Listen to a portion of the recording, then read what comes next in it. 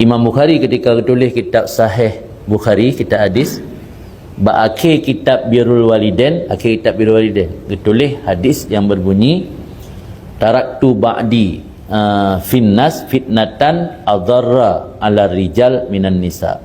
Aku meninggalkan untuk kalian sesudah aku wafat satu fitnah yang lebih membahayakan kepada kaum lelaki daripada fitnah perempuan.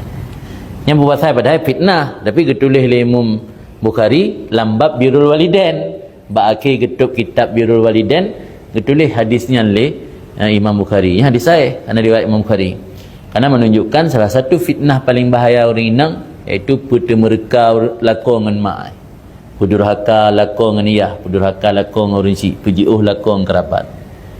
Hati-hati tanya, maka merumpak orang inang kritia lagi iaitu nyan kamu merumpak orang inang saleh ya, rupa baca-baca tahu nyan baik tak nak fikir leh. Kupu mampai tak rupa apa tak orang tamai urang tahu menaik permodannya api ipu durhaka dengan orang si. Kupu maka hana arti rupa-rupa kan dia lagi pelotol lah tak boleh. Kau nampak juga kan jelas kan annahun maksudnya mereka itu perempuan memasukkan yudkhilna alal azwaj di atas suami akan qati'ah memutuskan hubungan lil karabat bagi karabat wa yuhawwijunahun dan menjadikan para suami butuh berhajat li adnal makasib bagi pekerjaan yang rendah yang melebihi di atas fitnah syahwat dan kecondongan.